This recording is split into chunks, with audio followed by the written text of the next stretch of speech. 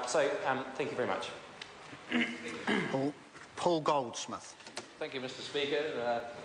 I was finding it a little difficult to follow the previous member's speech. He talked first about the US debasing its currency, and then seemed to conclude his speech by suggesting that New Zealand should also debase its currency in order to get in the Act, and maybe we should start watering the milk, and that might be the solution to all our problems. I hope that wasn't what he was trying to say.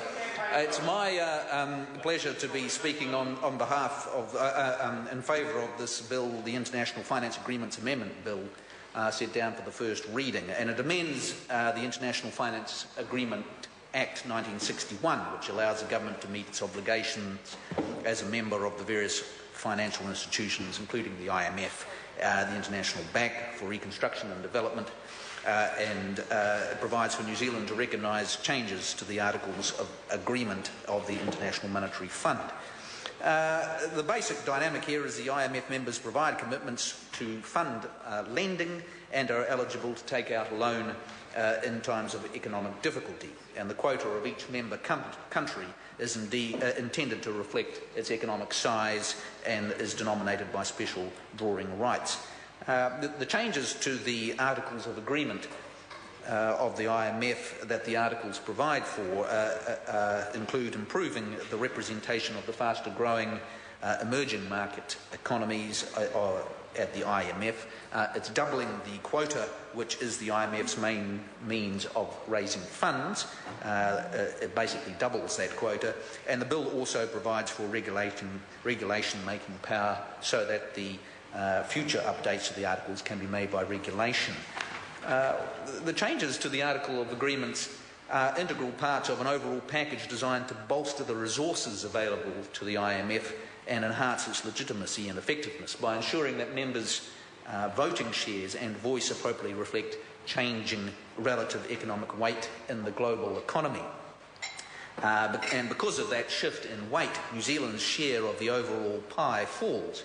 But the net effect, once it's taken the doubling of the overall, or near doubling of the overall total quota, is that New Zealand's commitments remain relatively constant, moving from about 2.9 billion to 3 billion.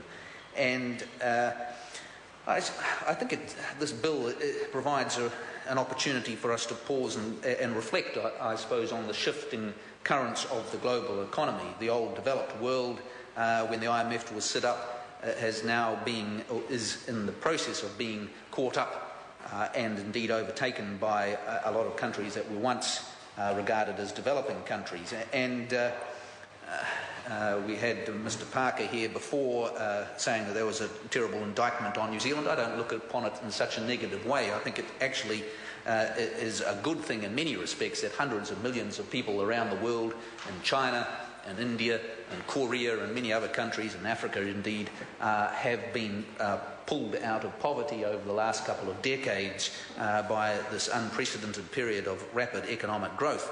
And the fact that those economies are growing and New Zealand's overall share of the global wealth is diminishing is not in itself a negative thing. And indeed, the fact that China and India are shaking the dead weight of very unfortunate policies and socialist policies really of decades past, and now facing up to and welcoming the energy of the market economies, has been a great thing for humanity across the board, and something that we should celebrate more than lament. But it does, of course, raise the issue of, well, where does New Zealand fit in all this? And the lesson that I draw from it all is that New Zealand's wealth and position in the world is not written in stone, and we have to work for it each decade and each year. And we need to create wealth, and it's not going to be created for us. And the most important thing a government can be doing in that area is creating an environment that is consistent and a set of policies which are consistent. And I think that's one of the signal achievements of this government in the last 4 years, that we have been following a set of policies, getting the government's finances back in order, building a more productive and competitive economy, and delivering those better public services within tight financial constraints, and since the earthquake, rebuilding Christchurch. And the fact that we've gone on about those 4 priorities ad nauseum for a long time, so people know them inside out, is exactly what we need in these difficult international times, so that New Zealand businesses and individuals can have the confidence to know where the government is going, what it's trying to do, that it has a clear plan, and that the economy you can make those long-term judgments knowing that this government will be sticking to its basic plan. So given that broader context, I support this bill going on to the Select Committee. Thank you. Call Andrew Williams. Thank you, Mr. Speaker. I rise on behalf of New Zealand